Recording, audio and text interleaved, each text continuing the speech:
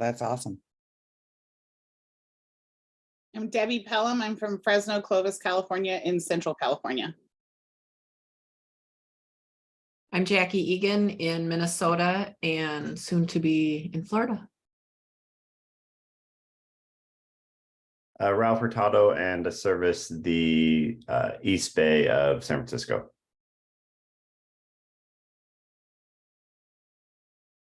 I'm Lewis. I service LA and Orange County.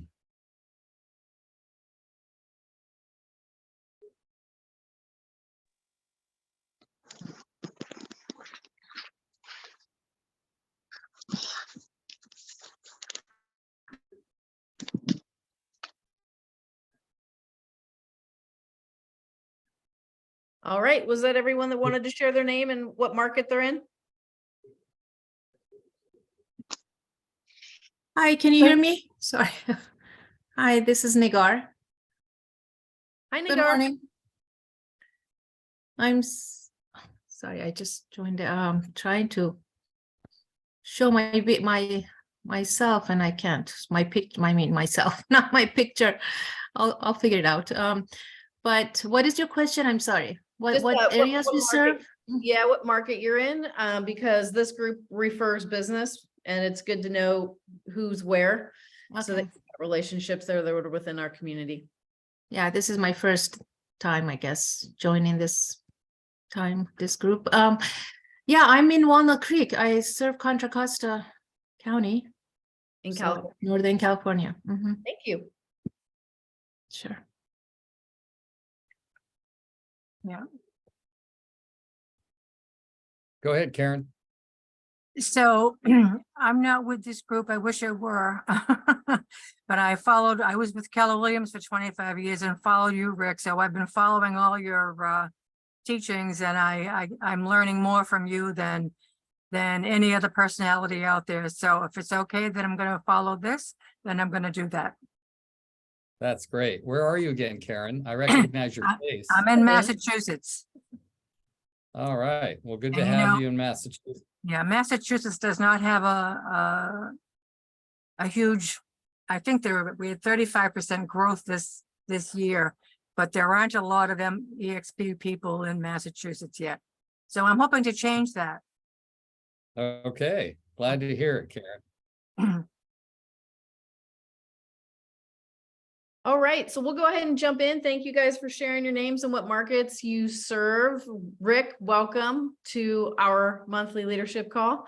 I know he was in an appointment already at 7:30 a.m. this morning and hustling to get back to his office to be able to be stationary for this conversation today. So just to set some quick context as we jump in, we do this call once a month. It's for any of the close to 3,000 real estate agents that we have within our organization here at EXP. We welcome you to join the call monthly, your agents to join the call monthly.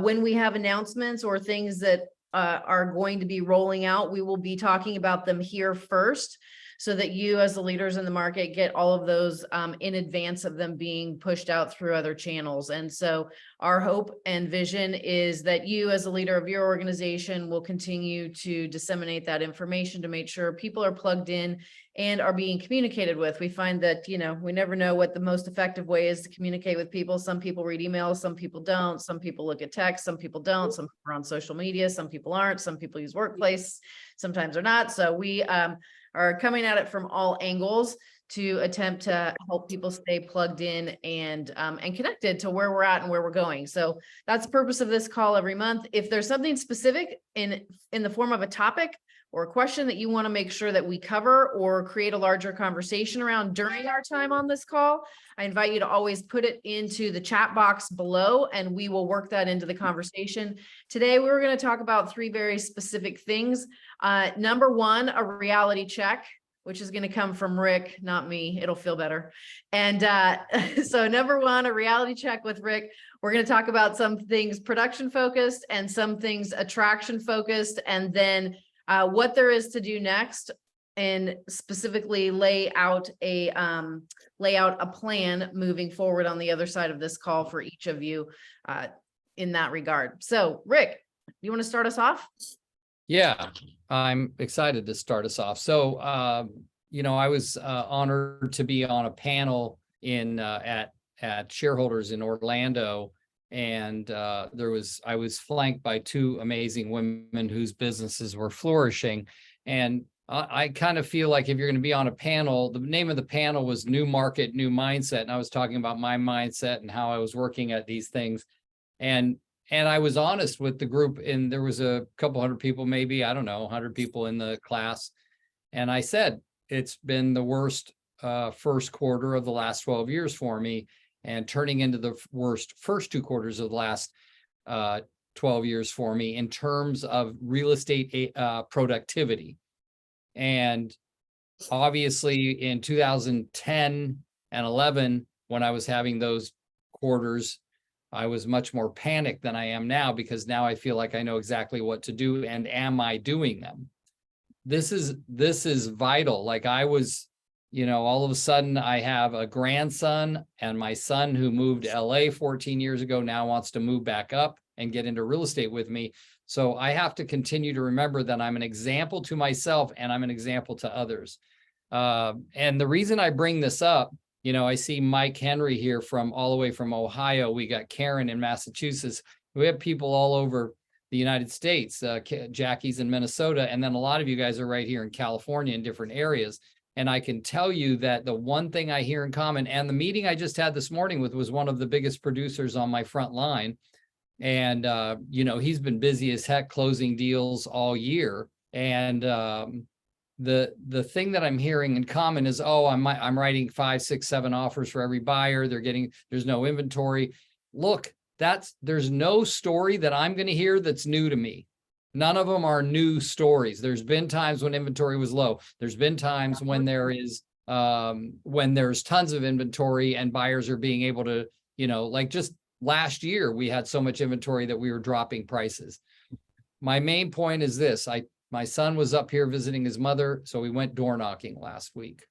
We went into a neighborhood of an average of $2.5 million homes right around the corner from where he grew up, 135 homes in a little closed community. Took us 4 hours to knock on all 135 homes. We barely got to talk to anybody. Maybe we had 10 or 15 conversations. Most of them were very brief, under a minute. But we got one really, really great lead where she wanted to sell her house because of the commute and buy another one closer to their work. That was worth about 6.5 to 7 million in business, that one lead. The reason I say this is the more people we talk to, the better off. The very next day, we door knocked the area where I used to door knock when he was a kid, and he would come with me. Him and his brother would come with me. Guess what? We did the same 4 hours, and we only got to half the number of doors. 70 doors we got in 4 hours. Why is that? More people answered the door. More people engaged. More people had conversations. We were literally exhausted after 4 hours because we had so many conversations and knocked on so many doors. The reason I say this is people are talking to me all the time about their social media and this and that and the other. Everything does work, and it all takes work, and it all takes hours. Right? So I was thinking today, like, how can I increase my business? Casey's in charge of the finances. She's like, do you have any deals? And I started to realize I have lists and lists and lists of people that I've talked to about listing that never listed or never had me over and didn't list with anybody else. I'm going to get more serious about creating more real estate agent production because I'm an example to my son who now wants to be a realtor, to the people on my team, and to others also, to all of you, to myself. So these are important factors that there is business out there to be had, and you can just tell. If you just look at the MLS, people are putting properties on the market every single day. Why aren't any of them my listings? Why aren't any of them my sales? And that's the thing that I'm really working hard on right now. So this is going to take us creating something new in terms of our own commitment to ourselves and our businesses. Okay.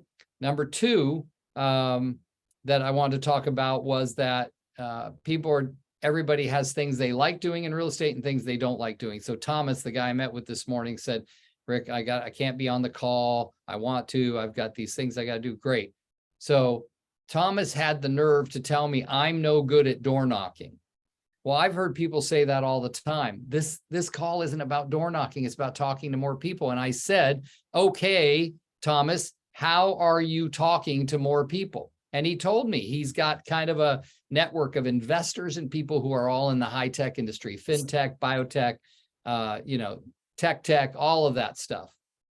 And I said, good. So that's where you're talking to people. So I ask you to not focus one freaking second of your valuable time on what you're not good at or what you don't want to do, and just focus on what you are good at and what you will do, and go do more of that, more of it. Because that's where the difference is, in that it's not going to be the same amount of effort that we gave the last couple of years to get the same result. It takes a lot more effort. So I'm going to stop right there and get some thoughts, comments, ahas, questions for. Okay, that landed with an overwhelming thud. Daisy? So back to what you and I talked about this morning. Yeah. Which was not what you just shared at all. I'm going to bring in a totally different angle on this same What? conversation, which is that, so what we were talking about this morning, I'm like, oh, this is like, this is really powerful. So, I know what you're talking about. Yeah, go ahead. yeah, I know. As we were prepping for the call this morning, we, believe it or not, we do prep only because I go crazy if we don't. So when we were prepping for the call this morning, Rick's like, yeah, I want to talk about the fact that I was out door knocking, with Anthony. And, here's the truth. Nobody has any idea what it takes to be a successful real estate agent until they've done the things that a successful real estate agent does. Right. And not everyone door knocks. That's fine. I remember going door knocking when I first started with my mentor, who said, I don't care if you like it or not, we're doing it. So suck it up, and whoever gets the most leads out of the next 3 hours that we're going to door knock buys the other person buys them lunch. So she made it a competition. She made it fun. She said, we'll catch the first one together. So you'll have it modeled once. And she goes, then you're going one side of the street, I'm going the other. Let's go. And what she didn't know about me at the time was that I was not, nobody wanted to door knock. And it's like, well, it was a totally different door knocking experience. I grew up door knocking as a Jehovah's Witness, where no one wanted to talk to you about anything. So when you show up at their door with a flyer about real estate and property values in their neighborhood, and they're happy to see you, I'm like, this is easy, like no brainer, right? But the purpose of what Rick and I were talking about this morning, as it related to, I don't know, it's been years maybe since you were door knocking last. I don't know, when's the last time you were door knocking before last week? Yeah, it was 2019 was the last time I door knocked. Yeah. Okay, so it's been since 2019 that he was door knocking. So he went to an activity that he knows works based on results. He went back and did it. But here's the key. He did it with somebody that's never done it before. So at the same time that he's doing the activity himself, he's mentoring and leading by example for an agent that is a new agent in the industry. So I want you to think about what that could look like for you in your own business, because the majority of people here that are on this call also are using your influence to attract agents into the business. So what's the activity that you want to do that gets you in front of people, such that if you did it and linked arms with somebody that's newer or hasn't been active or is not selling anything right now, and you took someone with you, now you're doing the activity for yourself, you're mentoring and investing in your organization in the same time. And my experience, I don't know if this is everyone's experience, but when I've got somebody else that's watching me, I step up in a way that I don't necessarily do if nobody's watching me. Is that true for anybody else besides me? It's like, oh shoot, I'm an example. Like, I got to step it up. I got to clean up my act. I got to pick it up a notch. Like, right. I'm thinking, I know based on how Rick got dressed that day, what the flyers looked like and how much attention he spent on what that were going to look like, because it was going to be a representation of them and the business and the messaging that they had when they went out into the market. And then the pictures and video footage that came back that we'll use for social media marketing in that process. So it was strategic and it was on point. So if you could take one thing away from this conversation, it would be fantastic. What are you doing yourself to engage in and with your business in maybe a way that you know's work that you haven't been doing or that you do more of? And then number two, who are you going to take with you so that at the same time you're mentoring and investing in your business, not teaching someone, which doesn't make any money, telling them what to do, doing it with them is a way for earning potential to be happening for both people, right? And so instead of like sitting in front of a class of, okay, well, here's what you do when you go door knocking. No, let's go. We say training doesn't work, work trains. So who are you going to get in the trenches and do the work with? And this is on the production side. It could be a friend, it could be somebody, like, it doesn't matter who it is. However, you can also be strategic with it as it relates to your business and to your organization. Back to you, Rick. That's all I wanted to say.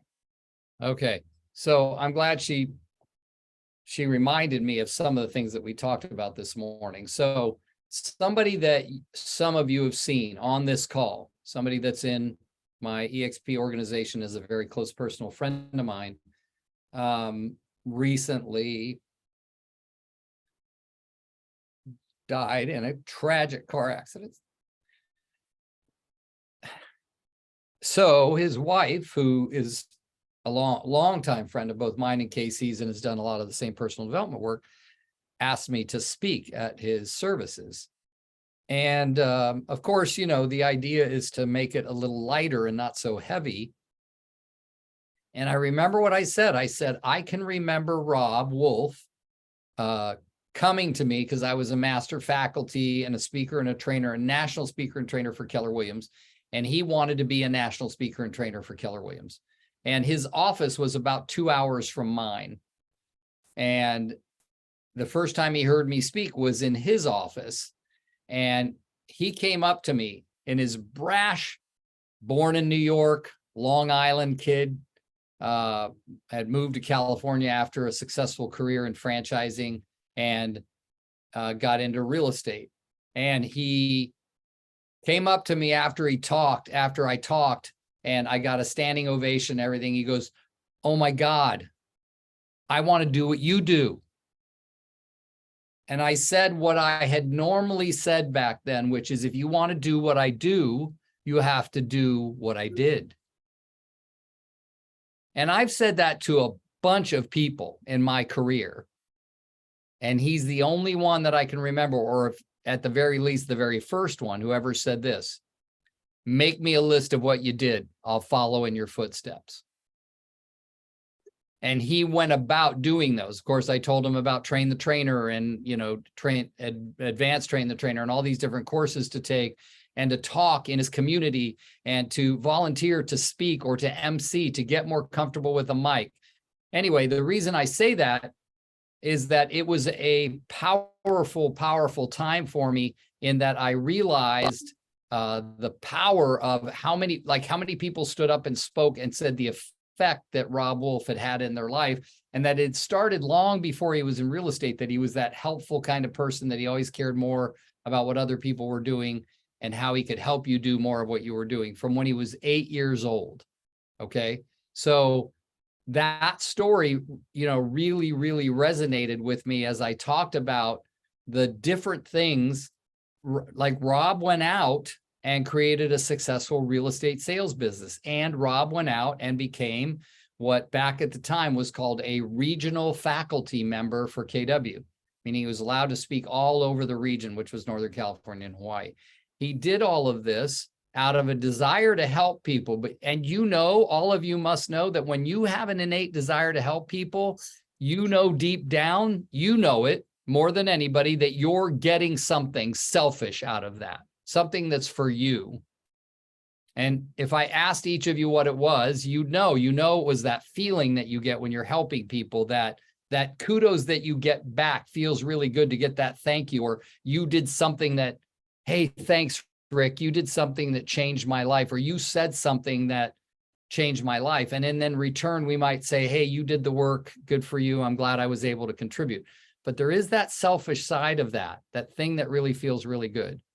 And a lot of us get that. I was talking to somebody about that the other day, that I still, 43 years, thousands and thousands and thousands of listings, I still kind of get that thrill when someone says, yeah, we're hiring you to list our house. Like, it's still the same thing.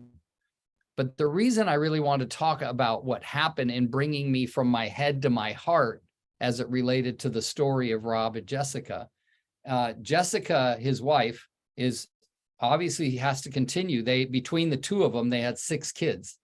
and they have a grandkid between the two of them. Like there's a lot going on there. And Jessica brought them all up on stage. There was like 9 people on stage with her. And she was like, who are all these people and how they are attached?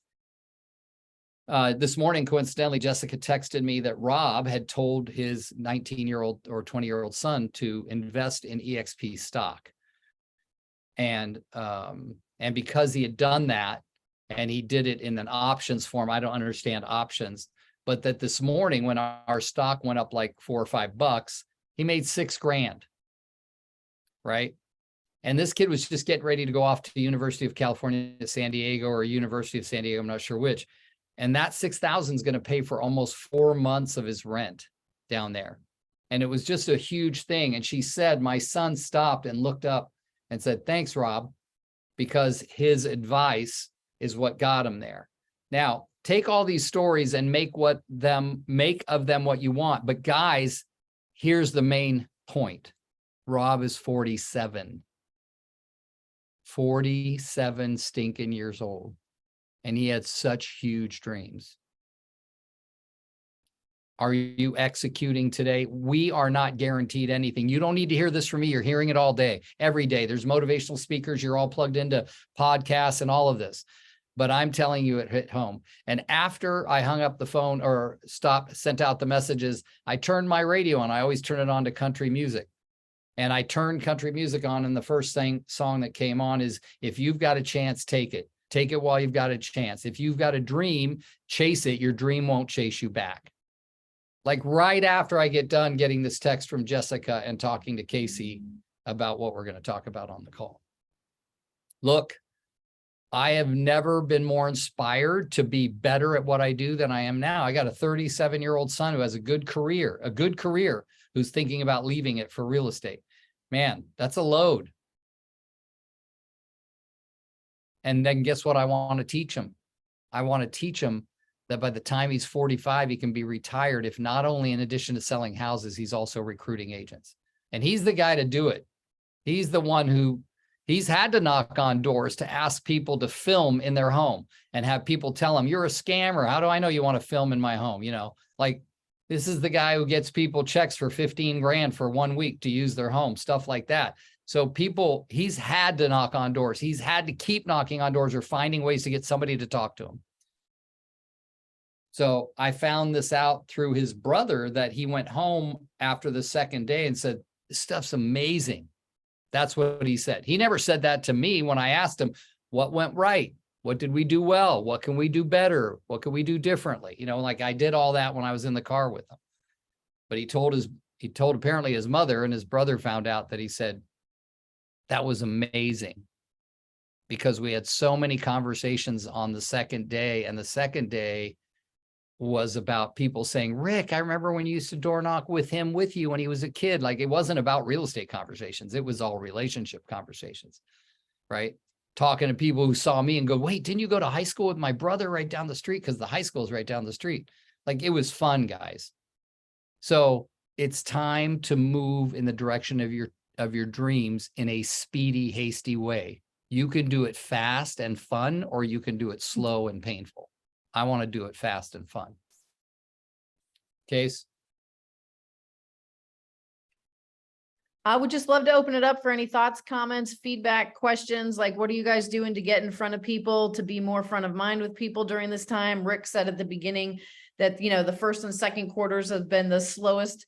And that's not because he hasn't been working. That's because 85% of his time has been on who's the agents that I can help by bringing them to EXP from an attraction and recruiting perspective, knowing that in this market, in this window of time, that is a thing that's going to be huge for people in their businesses. So that's where the focus has been, right? But what are you guys seeing? What are you engaging with? What are you engaging with differently that you're seeing is working really well? Like where in the business right now are you getting energy based on what you're doing? Hi. Can I talk? Okay, so everywhere I go, I give out my business card. You know, I'm giving you business, you give me business. So that's one thing I do. But I do have a question. What do you guys think about spending, investing money for people who I've been approached with a few people that says, give me your money, initial cost plus monthly for Facebook ads. or YouTube ads. And couple thousand a month to 4,000 a month, plus 2,000-3,000 initial costs. So I've been thinking so deeply about this. Should I go get a full-time job just to pay that? Is it worth it? But I do get, I mean, I'm seeing results when I look at the testimonials. So I don't know. What do you think? Is it worth it? I'm going to ask you guys to jump in on that before I answer my answer. Who wants to chime in? I'll I'll chime in. comment. Yeah, go ahead, Tom. I love what Rick said. Everything works, nothing doesn't. Another way of saying that is it works if you work it. There's a saying in Keller Williams that is, let's see, prospecting based, marketing enhanced, which means if you get off your butt and do the work and prospecting, exhaust that first before you spend money. Because there's probably dozens of things that you and I and all of us on this call are not doing that we could be doing. And not that ad spend is bad. It's just that if you're not doing everything you can to prospect with your own shoe leather and your own proper management of your time, it's money that you don't need to spend, and it'll probably not get the return that you want.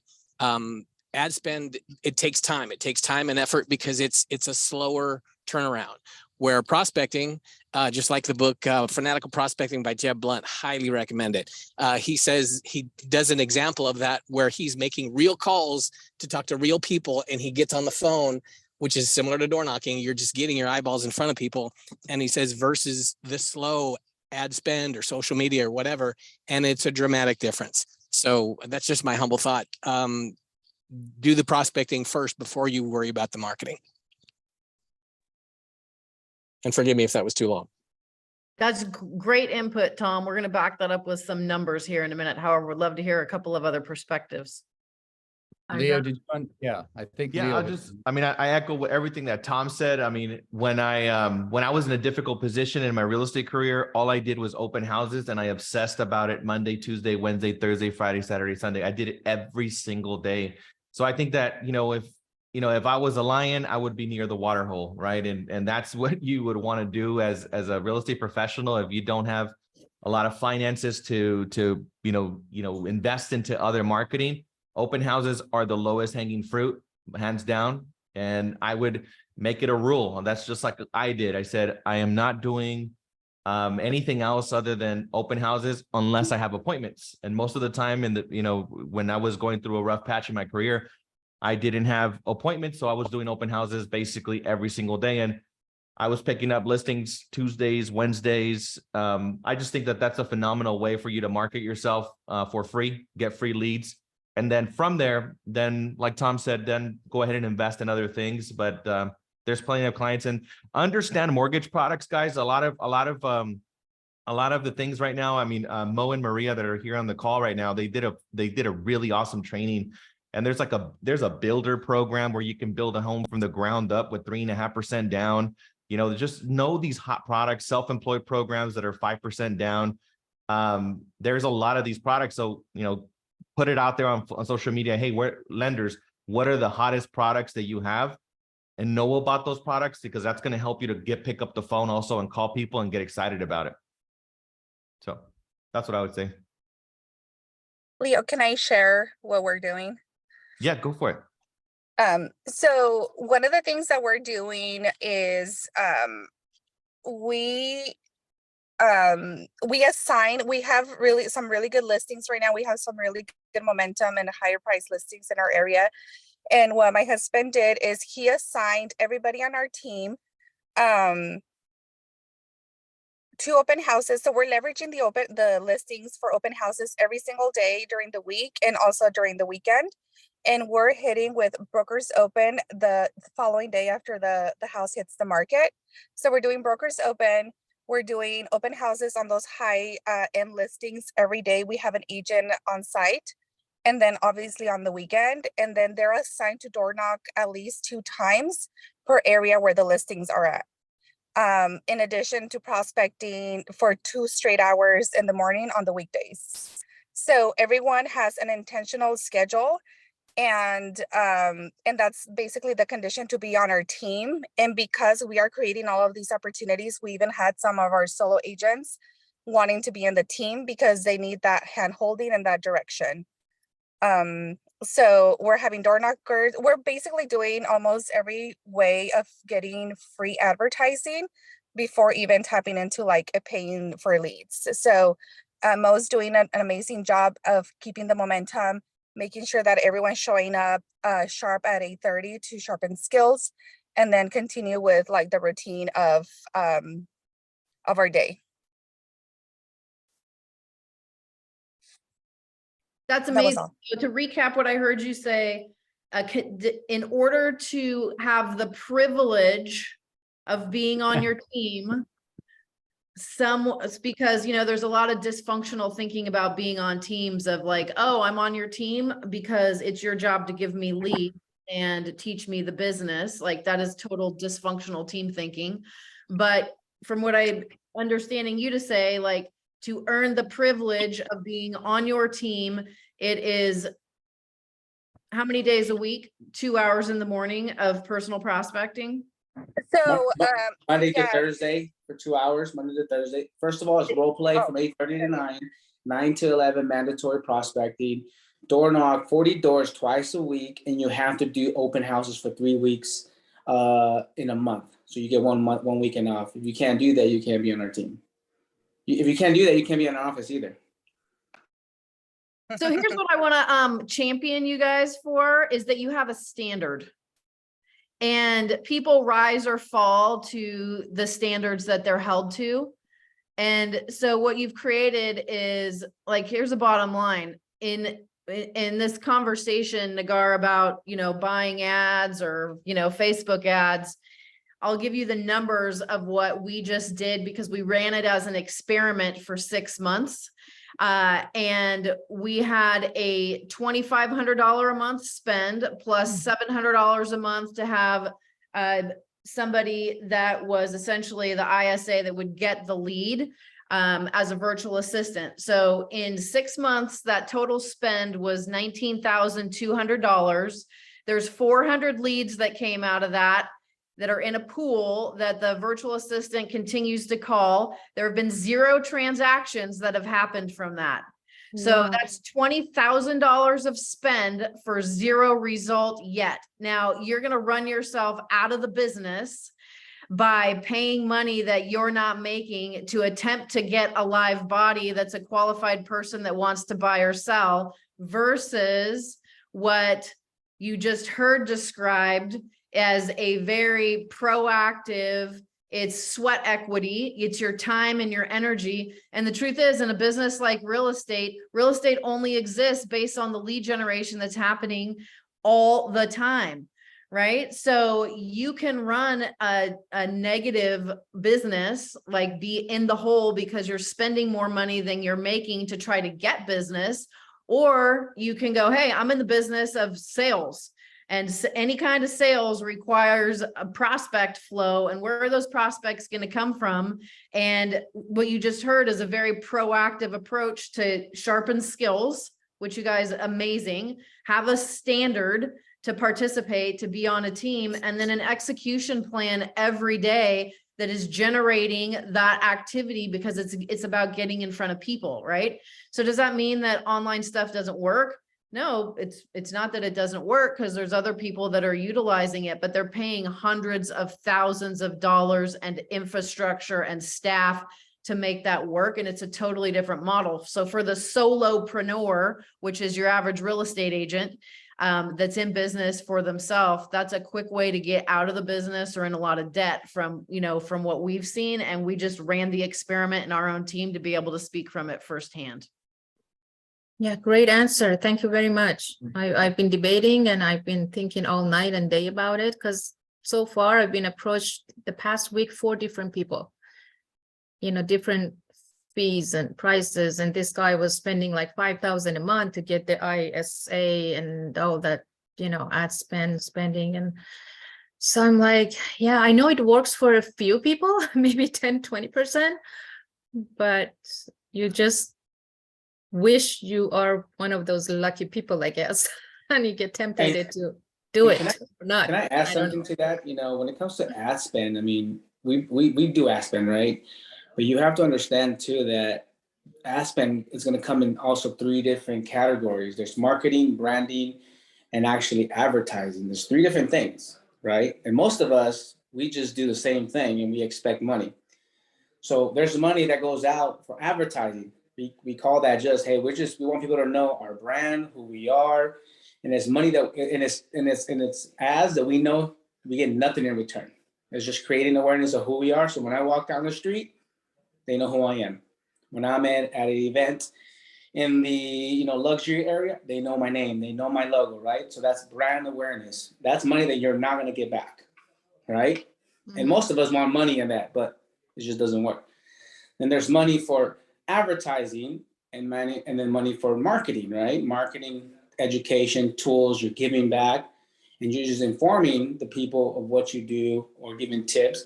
But then there's sales, and when you're doing sell pitches, that's where you're going to focus on getting money back. But again, myself, I look at a 3% return on everything that we do, but we're super aggressive, right? Guys, I'm calling people from 3 years ago that I paid ads 3 years ago, right? So this is not a 6-month run. It's like a long-term run. Like I'm literally speaking to people, hey, I'm ready to buy. 3 years later, I can see them in my system for 3,650 days. And I'm like, damn, it took me this long to even get them to say hello, right? So it's a long-term game. It's not a quick fix. They make it seem like it, but it's not. Definitely not. Everybody's selling something. So, I had somebody that approached us that was like, oh, we'll do this, this, and this for you for your social media presence, which we know we can greatly improve on. And so, here's what it's gonna, here's what happens when you do that. Here's what it's going to cost. I'm like, perfect. Because, I'm sure that it works. And so great. Are you, make us like, where's a case study? I want the exact numbers of what's happened and what's come from somebody that's been on your program and they didn't have one. And I said, well, you know what we are willing to do is we're willing to be a beta test for you so that you can collect some of those numbers and that data. And that is something that we'd be willing to do. And they're like, well, no, because I have to cover the costs. So it's like, $1,700 a month for that cost. And what that said to me was, you're not confident in your product to where you'd put your own $1,700 a month on us being a beta program to actually prove if there's going to be results from what you're claiming, selling, pitching. No, thank you very much. So, there's everybody that's out there selling something based on an idea and a concept, which can sound great. And there's all kinds of ways to spin testimonials. But at the end of the day, like, hard, concrete numbers, evidence, cost, return, results, right? And when you have those and you're measuring them and you're tracking them, that's good business, right? So when somebody has that and can go A plus B equals C every time, if you do A plus B, you get C. I'm down. I will do that all day long. And what in this conversation about having the set, we're scripts and dialogues, we're 2 hours of prospecting, we're out door knocking this many doors a week, and we're holding this many open houses. And that's the standard to be on our team. Well, there is a formula. And now you can look at and go, what does this set of activities generate and know over what period of time? And that done consistently over time is what leads to business, right?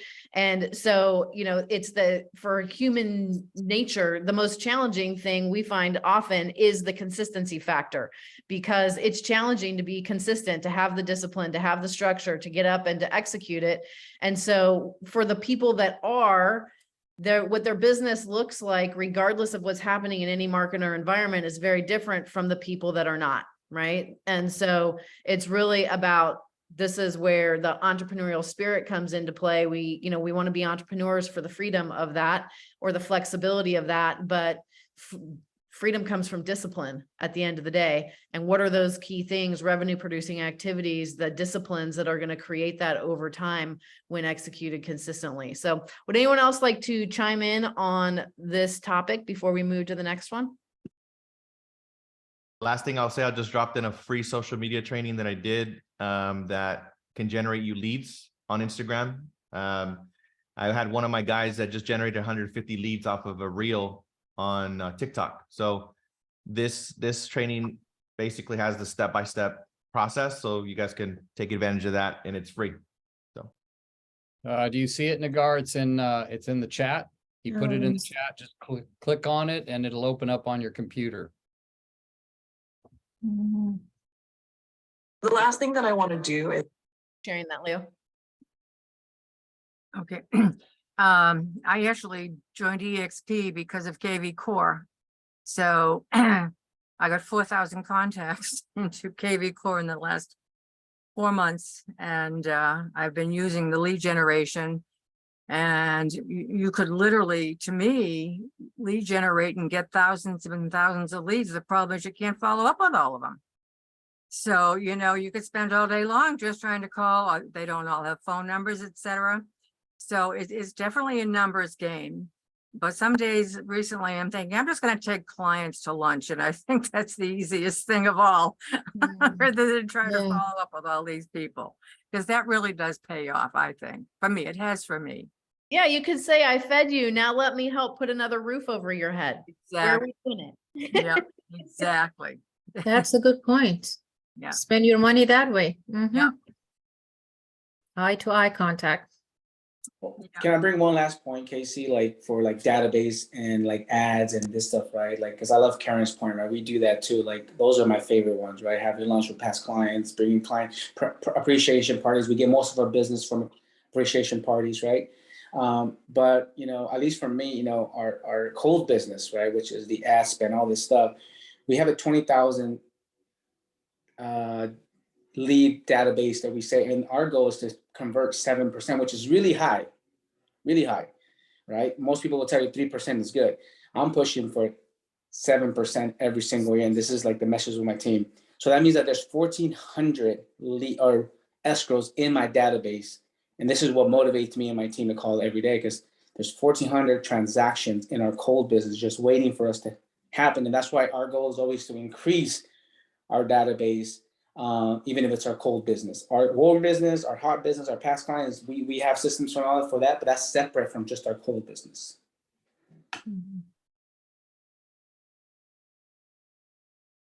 I love that. Thank you for sharing.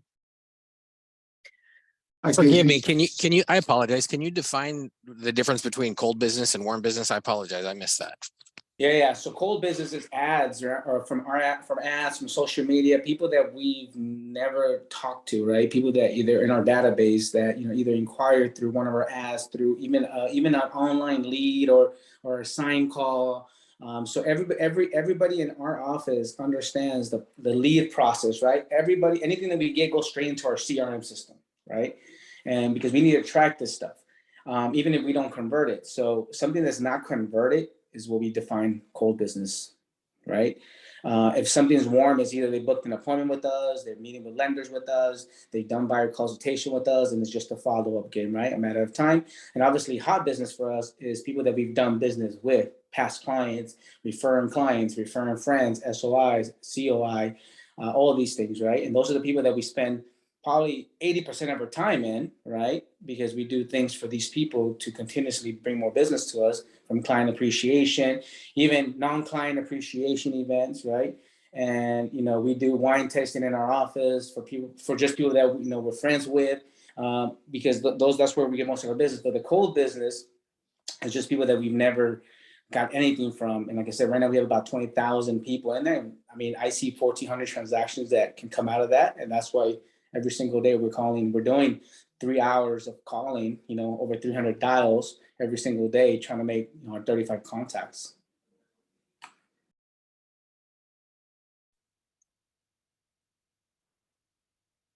Thank you for that. Okay, you guys ready to switch gears? We're gonna make a hard shift. So by a show of hands, if you're on video, you can do it so we can see your hands. And if you're not on video, there's a little hand emoji that you can pop up. So by a show of hands, how many of you are already registered for Build in San Antonio next month? Okay, cool. And then by a show of hands as well, how many of you know that for people that are not with EXP, the ticket price for build is 50% off? How many of you know how to activate that savings? Okay, cool. So we're going to talk about a couple of things.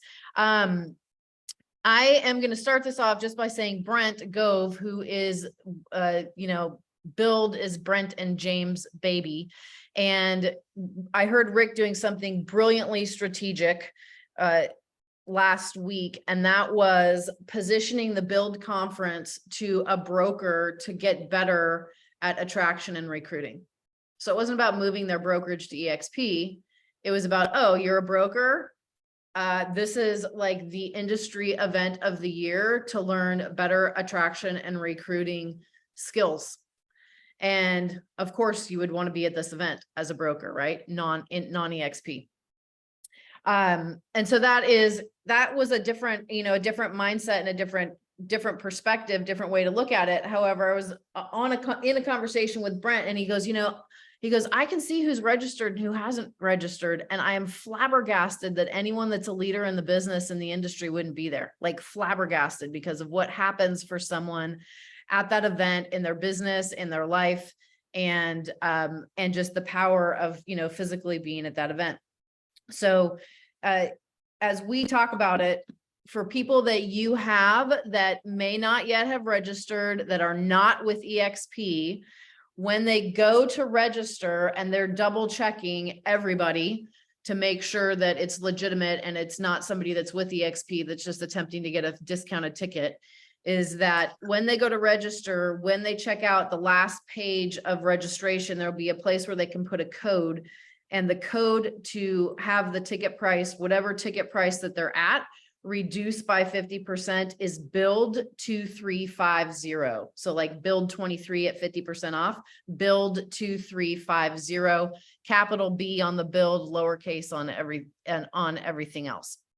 So who that has been to a build event would just like to, well, there's a couple of things. On a call that I did last month, there was somebody that wasn't planning on going to last year's event. And it was a money issue. They couldn't, it's like, well, I can't really afford it. And so, no, I'm not going. By the time they factored in tickets, airfare, food, lodging, all of that. And they did it anyway.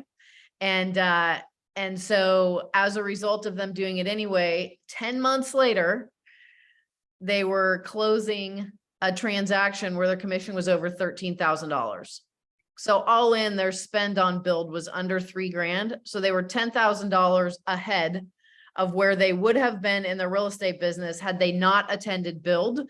And that's just financially what's come out of attending the event from last year so far, right? So I think an important thing from a mindset perspective to keep in mind for ourselves and when talking to agents is it's not about the spend to go. It's about the return on the investment of being there and what the cost is to not be there over time in the business and the life from missing that event. So specifically, I'll go ahead and share my screen for the full details for those of you that might not know where it's at or where to find it. One of the things that we have that we're, continually kind of just in the conversation about redirecting people to one central place to be able to find things is the Empire Builders Pro site, which is the site that Rick and I have that is a support resource for our entire organization within EXP. So when you go to the resources tab, not sure why that popped up like that. When you go to the resources tab and you scroll down on that site, upcoming live training events, you'll find the Build 23 event right there, San Antonio, July 10th through 12th. There's the place where you register for the event. And here's everything that you could possibly want or need to know about who's going to be there, the keynote speakers. The content is going to be heavily focused on production this year. And then there'll also be some aspects around attraction as well. And so here's what we are encouraging everyone within our organization to do. While the event starts on Monday, the 10th at 2 p.m. Last year, people that arrived day of Most of them missed the whole first day session because there was travel complications of one way or another. And so we really want to support everyone in our organization in having a great experience by being able to be there for the entire event. And so to do that, we're inviting everyone to arrive Sunday, the 10th of July, because we are hosting a special session that will begin at 9 a.m. Monday morning on the 10th of July. That is specific to our organization. And we will be rolling out something brand new that none of you have ever seen before as a way to meet the need in the current marketplace. And that is going to be a 2-week consolidated accelerated program. That's 2 days of deep dive for agents that maybe are new agents or that are not being productive at this time, of how to get them completely dialed in 2 days, followed up with an action plan, an actionable plan over the next 2 weeks to get them in transactions and in business so that they're generating income if they haven't been, or more income than they have been previously. And we're going to be rolling out and announcing that at that morning session that happens there. So we're encouraging everyone to come. People that aren't with EXP, that are your guests, bring them to that session. We're inviting you to be there in that session. We're also have a couple of other things that we're working on in the background that we're not ready to announce yet for that session from 9 to noon on Monday, the 10th. So we really want to support everyone in having an incredible experience. And for those of you that are on this call, I would invite you to get really clear on what you personally want out of that event for yourself. What you want to walk away with, so that you're clear on that going in, and that you set your people up that are going to be joining and coming with you to do the same thing, because as you seek, so you find, so you shall find. So Rick, anything you wanted to add to that? I don't know, you did a pretty darn good job. No, I'm not going to add anything to that other than, and I mean this, I can show you proof that I have never been to a major event where there was more than 500 people there that I did not get a referral in the following 12 months. So it's just really a matter of going with the intention that you will create something bigger, better, or different for your business and for your life by being there. I know that there will be subject matters covering physical health, mental mindset and health. There will be stuff on lead generation. You guys mentioned an author earlier. I forget his name, but Fanatical Prospecting was the book. Jeb Blount. Right. Yeah, Jeb Blount. Jeb Blount, sorry. Jeb Blount. He'll be one of the speakers. There's so much good stuff, but there'll also be lead generation, productivity, and agent attraction. And what Casey said is that her and I went to a lunch with a friend of ours, and we were driving down the main street, and I noticed 4 independent brokerages on the main street, and I wrote their names down, and coincidentally had a meeting with a guy yesterday who knows the sales manager for 2 of those offices, that I'm going to say, this is the event to be at if you want to learn how to bring more agents to your brokerage. So it's a good way to get people there. All they got to do is get exposed. You don't have to talk to them about EXP. They just need to get exposed. So. Love that. All right. Any last questions, comments, thoughts, anything anyone feels inspired or compelled to share as we wrap up the call for today? You people are inspiring. That's all I'm going to say. I love listening to you all the time. You're all very lucky to be a member of this team. So congratulations. I'm going to leave you guys with one little thing. And this is something that for those of you, I mean, how many of you have ever been in conversations with yourself or others that are like where there's a money issue that comes up, like not enough of it or not enough of it quick enough, right? And so, here's a conversation that I learned several years ago that really helped me reframe that, because at any moment in time, we're buying into someone's perspective and feeling sorry for them, or we're taking a stand for them in their life. And so I would invite everybody on this call to take a stand for yourself and be someone that takes a stand for someone else. Because I remember there was a guy that I dated, not Rick. And he's like, anytime I'd want to do something, he'd be like, I don't have the money. And I'm like, what do you mean you don't have the money? You have like the best seats in the stadium for the 49ers and for the Giants every year. Like he had seats, right? And he never let his personal cash savings drop below $100,000, and his house and cars were paid for. And anytime it was like, well, let's do this, let's do that, he's like, oh, I don't have the money. And it was like, you know, he's working, he's saving, he's investing, but he just had this mindset of like, I can't afford it, I don't have the money. And like, literally, if you didn't know all of those back things about him, you would believe him because it was a very compelling story. And yet, I looked at it and I was like, well, that's not even true, right? So sometimes when we're having conversations with ourselves or with other people, we will create a story that is, you know, fighting to hang on to the limitations that we are so married to for whatever reason, because it means we can stay comfortable or we can avoid or not, you know, not plug in, not do something, whatever that is. So in these conversations that you're going to have over the next several weeks, like there will be people all the way up to the day before the event starts that get an invite the day before the build event starts that decide to come out 24 hours in advance. It's happened. It happens consistently, right? It's the people that are out having those conversations and that are taking a stand for people, for their business, for their lives, for their future, for their personal growth, for their health, all of the things that stand to improve by being at the event, right? So if you were on the build call earlier this week, I talked about this. And, you know, if someone says to me, you know, I don't have the money or I can't afford it, or that's not going to work out for me financially. I stand in the space energetically that that's a lie. I don't tell them that's a lie unless I know them really well.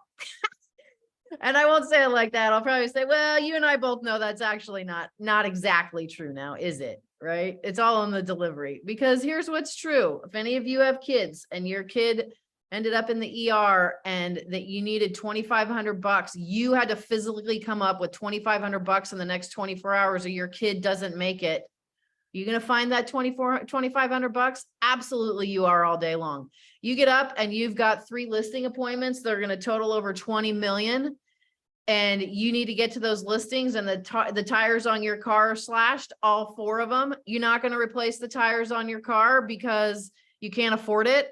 I don't think so. You're going to go out and you're going to get that done and you're going to figure it out. So it always follows value. And when someone says that to me, it just means that they don't understand the value of them being at that event, and they don't understand the deficit that it will create in their business and their life by missing the event. And so we take a stand, or we're in a position to take a stand every day to be like that voice of truth, and to be an ambassador for somebody else's life and their business by being the person that's willing to be honest with them in a kind way, you know, in a funny way, in whatever way it is that you deliver that message. But don't be like everyone else would be, like patting them on the back. I'm so sorry for you. I hope things get better maybe next year. Like that doesn't serve anyone. So if I could leave you with one thing, to be that person for yourself, be that person for other people that you may be in conversation or communication with between now and the event. And we'll look forward to being there together all with you and having an incredible event. It's going to be amazing. So thank you all, for each of you, for who you are, what you contributed today. You know, together we are better. Love the collaboration and the energy that comes whenever we come together, and especially in person. So thank you all so much. We'll post this recording on the YouTube channel under the monthly leadership calls. Everyone make it a great rest of your day. Yeah, for sure. Thank you guys.